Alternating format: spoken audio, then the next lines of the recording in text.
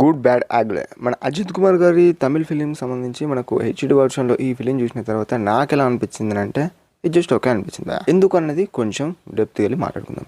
First of all స్టోరీలు అనేది ఎలా ఉంటుందంటే, జైల్లో ఉంటాడు మన ఏకే అనే ఒక గ్యాంగ్స్టర్. సో జైల్లోకి నుంచి రిలీజ్ అయిన తర్వాత, అదే మన ఆలియాస్ అజిత్ కుమార్ గారు రిలీజ్ అయిన తర్వాత తనకు ఒక కొడుకు ఉంటాడు, తను జైలుకి వెళ్తాడు అదే టైంలో. ఆ తర్వాత ఏమైంది ఏందనేది ఫిలిం చూసి తెలుసుకోండి.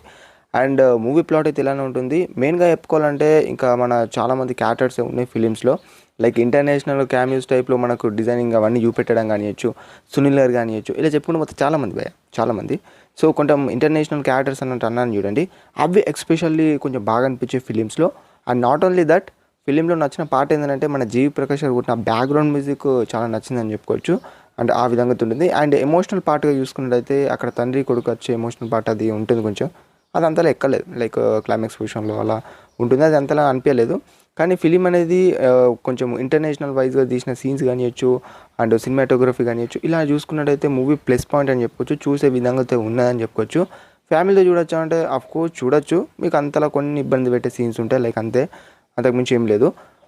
ఇంకా చెప్పుకోవాలంటే మన అజిత్ కుమార్ గారి పర్ఫార్మెన్స్ కానివ్వచ్చు, ఆ యంగ్ లుక్స్లో కానివ్వచ్చు, అవన్నీ చూసుకున్నా బాగున్నాయి. కొన్ని పర్టికులర్గా చెప్పుకోవాలంటే ఓవరాల్గా ఒక గ్యాంగ్స్టర్ ఫిలిం అలా చూడాలనుకుంటున్నా భయ. అండ్ మన అజిత్ కుమార్ గారిని వింటేజ్ లుక్స్లో మనకు చూడాలనుకుంటున్నాం. అంటే దీనికన్నా ముందు వచ్చిన తన మూవీస్లో కొన్ని రిఫరెన్స్గా చూపెడతారు.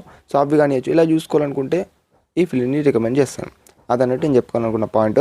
అండ్ మూవీలో సాంగ్స్ ఓకే అనిపించినాయి మన తెలుగు వర్షన్లో. అండ్ ఇంకా ఇలా అయితే ఉంటుంది, ఇంతకుమించి ఏమీ లేదు. మన అజిత్ కుమార్ గారి ఫిలిం గుడ్ బ్యాడ్ ఆగ్లీ అనే మూవీ. అండ్ నాకైతే సెకండ్ హాఫ్ అయితే కొంచెం బాగా అనిపించింది కంపేర్ టు ఫస్ట్ హాఫ్ అని చెప్పుకోవచ్చు.